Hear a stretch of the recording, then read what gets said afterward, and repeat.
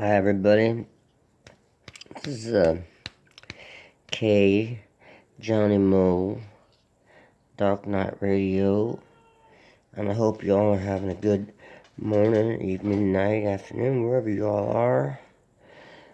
And I was just thinking about where I used to live in the Netherlands, in Northern Holland.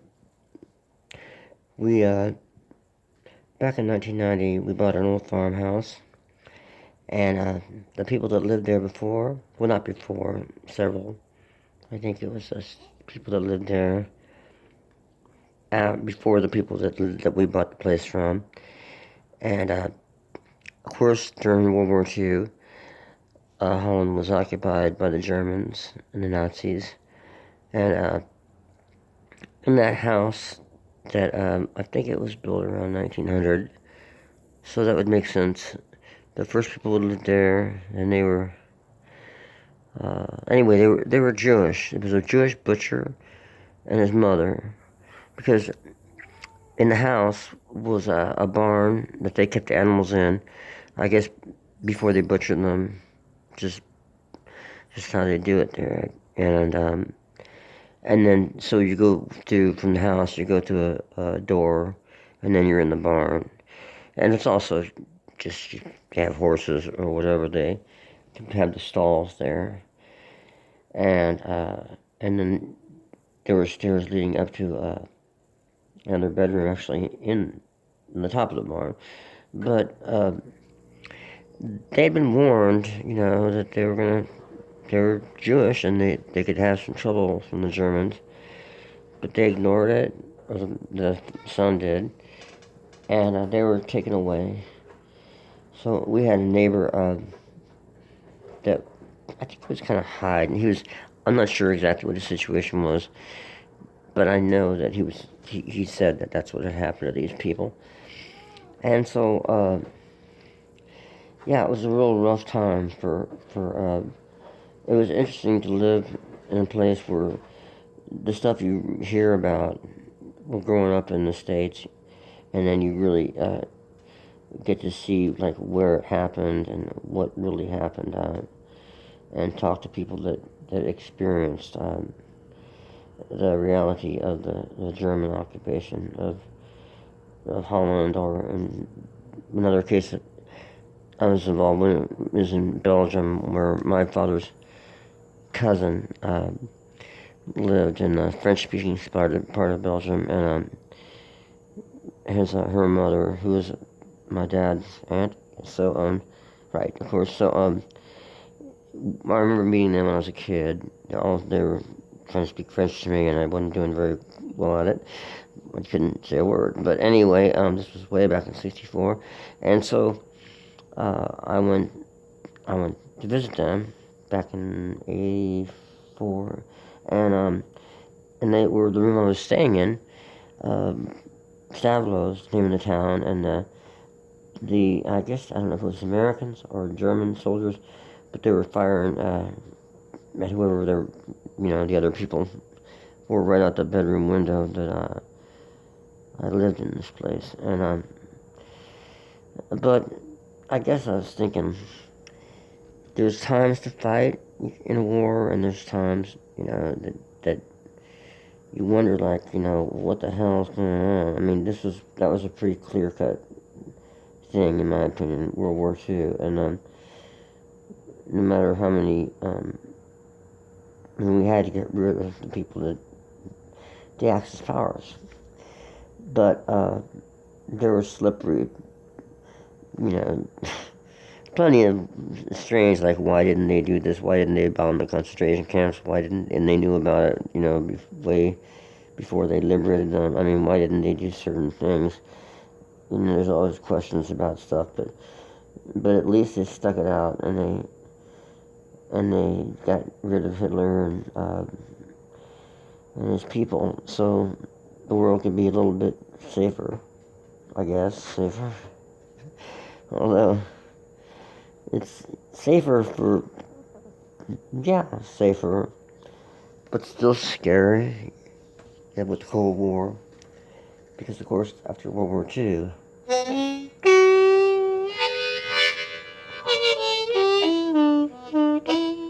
called the Cold War.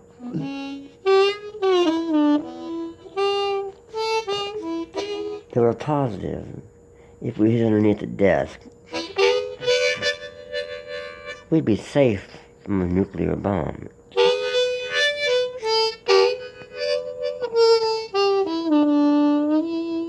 Sure, no problem. Hide underneath the desk.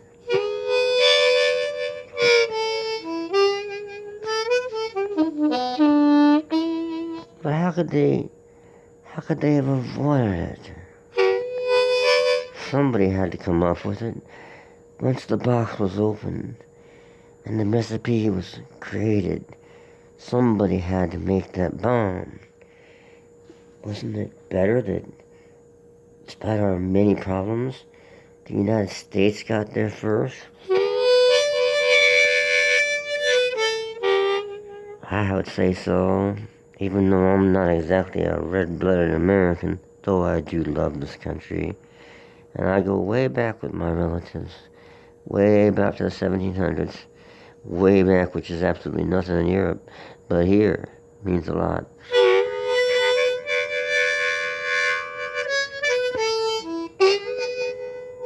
So the thing is that we got that bomb, we had to use it, because if we hadn't, so many more people would have gotten killed. No matter what they said, there wasn't a choice. Because if we didn't get it, the Russians maybe would have gotten it, and at that time they'd have been on our side, doing things right. But then, they got it anyway, and then there was a big gap between the United States and Russia for years and years.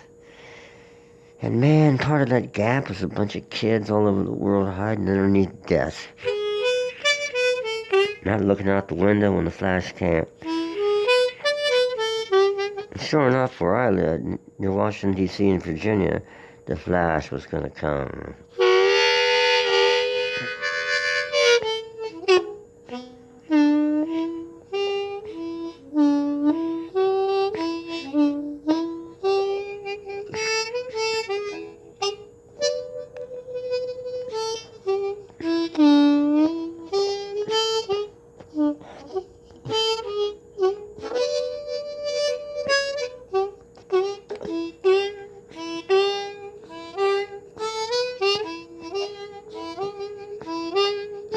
Oh, the flash of a nuclear bomb. Don't let it blind my eye. Oh, Lord, please. Don't let me be disintegrated. Oh, let me hide underneath my desk for protection. Please, please protect me there.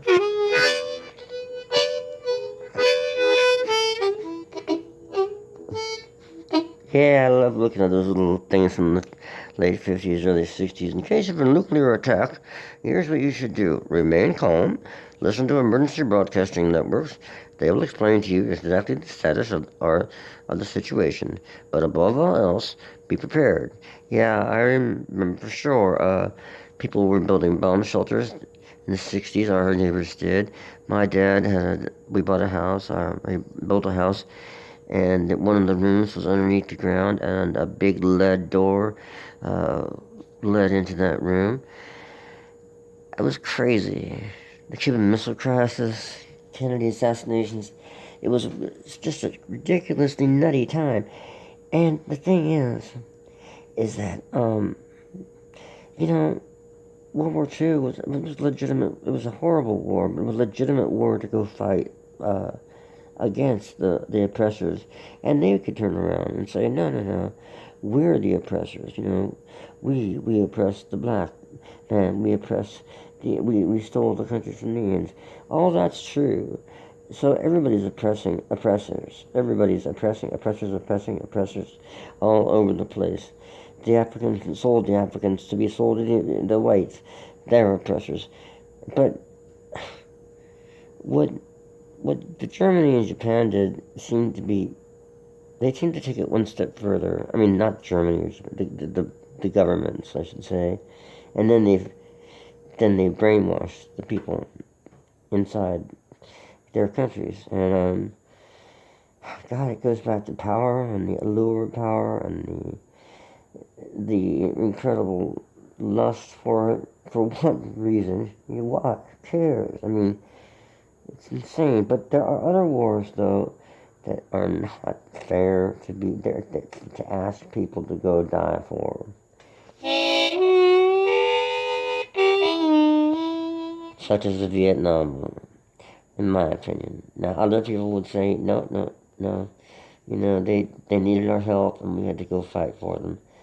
But from what I understand, there's a corrupt government, South Vietnam. The North Vietnamese people, as messed up maybe as they were in some ways, the North Vietnamese government wanted to reunify the country.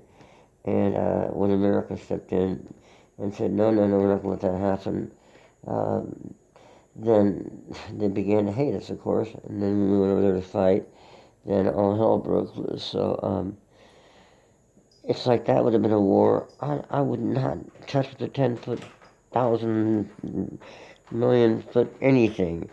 It's just the whole idea was the domino theory. Oh, if Vietnam falls, and then Thailand falls, and Cambodia falls, and such falls. It's like one place closer, and Hawaii falls. Yeah, right. It's one step closer to the world becoming communist. The great fear of communism. Whereas true communism, I don't know much about the reality of it, but I know that the way the communism that was set up in Russia didn't seem to be so wonderfully fair or great. But anyway, I just don't believe in the domino theory either. I think it's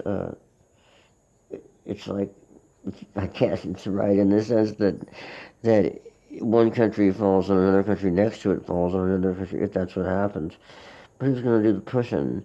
And meanwhile, they want people to line up and die for, this theory. And ultimately, what theory? Okay, one theory is that the people, the arms manufacturers, of course, people like Vice President Cheney had deep interest in arms production and selling, and it's like, well, it doesn't take a very smart person to figure out, that why somebody like that was, let's go fight in Iraq, or let's have that war, let's have our war, and then, oh yeah, we'd like the contract for the such and such weapons, we can manufacture that.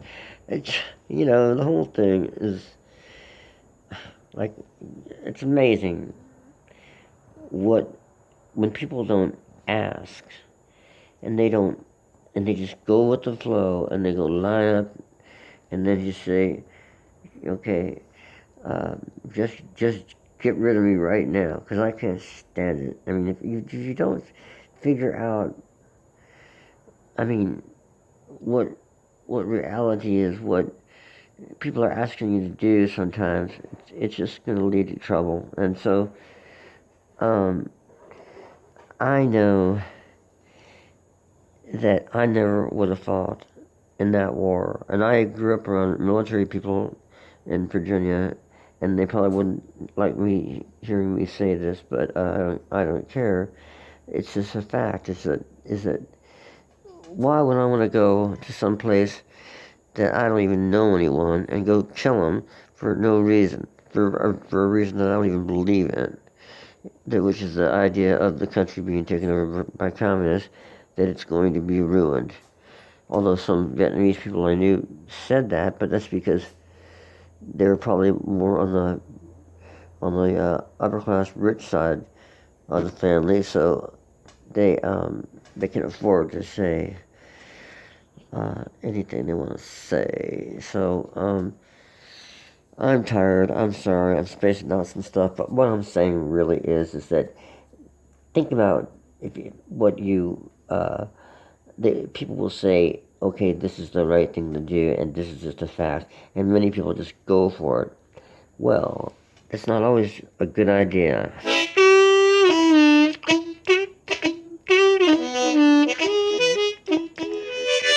Why isn't it a good idea? Because sometimes you can actually fight back and get something back. Okay, like my friend working here, his insurance went up $90 all of a sudden to like from 95 to I don't know something like 180. He calls and said that a lot of people would just go, oh, okay, it's just an insurance hike, you know. Well, he went and did something about it. He said, I don't, this isn't right. I'm older. I've got no accidents. I haven't done anything to cause this. You know, what the hell's going on here? You know, I'm just the receptionist. Well, I know. Just find me somebody I can talk to. You're the receptionist. And sure enough, he talked to somebody. And the result was that his insurance rate got canceled, high rate got canceled, and he was back at his old rate. So most people, well, there's a war on, and we need you, you know, we need you, we're going to draft you guys, and the rest of you guys, you're lucky because the lottery system paid off for you. But these other chumps, they're on their way to the meat market. So, Vietnam, here we go. I'm going to Vietnam, and I don't give a damn, you know. Country Joe and the fish. Well, I sure enough wouldn't have gone there, and I just looked for Canada. And I don't care anybody out there has a problem with that. That's just the way it is. It was a rotten, rotten war. And so many, I think, are based on the fact that the arms manufacturers have such deep political pull in this country and probably a lot of other countries, but particularly this country, and they can actually shape what happens and where we're going to go fight a war, and what kind of weapons can be checked out, and what kind of so that they can understand if their weapons are working better than others or whatever. It's like people become a test tube for these fuckers, you know. And they don't care about people, they just care about the money, you know, that they can make off these things. Well, you can fight back if you say, no, I'm not going to go to your goddamn war. It's rotten. I got no problems. From what I can tell. Now, once they start killing babies and chasing Jews and moms and people from the Muslim world and Indians and every other kind of creed, you know, once they start locking people up in concentration camps, if I can help fight then, okay, I actually would then, if I could. Sure, I want to help get rid of the scums, bags that came back, but otherwise, it's not fair, you know, to ask people to do that, ask people to die for, you know, for the bottom line, for the profit of a corporation. Now, I know this is a long rant, and I'm sorry about it, but sometimes thinking about this, and going back to, like, the thing, like, I would have fought for at the beginning, which was these people, this Jewish guy and his mother, getting, you know, probably midnight, knock at the door, jack boots pounding on the pavement, hands rapping harder on the door. I know which door it is because I opened it. And then, bam, they come inside, you know, Raphael, Frankenstein, or whatever the hell, yeah, Hankenstein, and Zonen, Jeffrey, you must come met us, with us, come. Okay, so, it sucks. They got in a little car, get driven away from their place, never see it again, wind up dead, Westerbork concentration camp, or go on Auschwitz, you know? And it ain't right. Now that's something to fight against.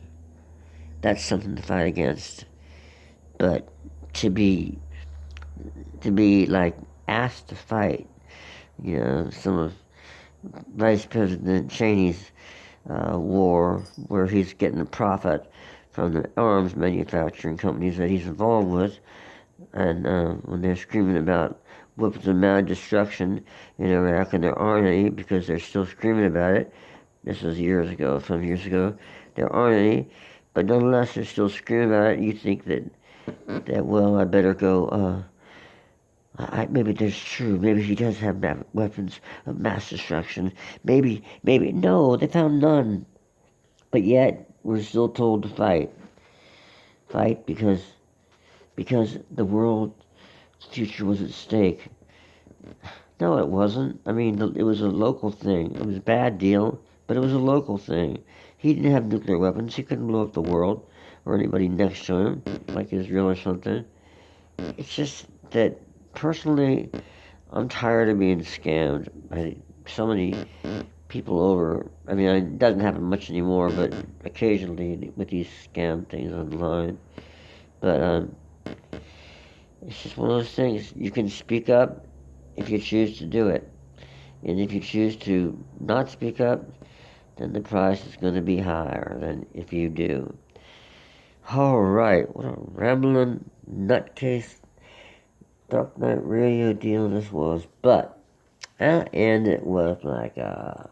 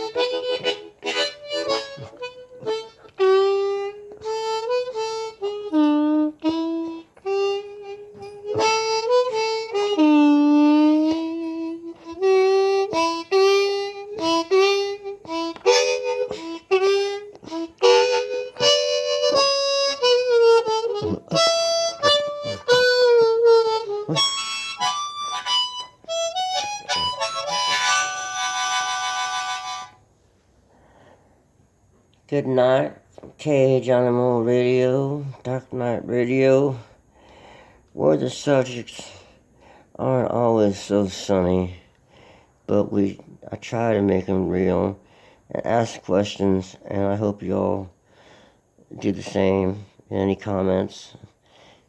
It's a tough world out there, but when things go wrong, we can sure fight back if we take a notion to. We don't have to lay there like what they expected. The Nazis expected the Jews to lay there and just get gathered up like animals to be butchered. There's so many places, so many other wars since then. But if we fight back, if enough of us fight back and say, no, this doesn't sound so right. You want me to go there and do what? You motherfucker. I'm staying home. I want to pet my dog. Good night, y'all.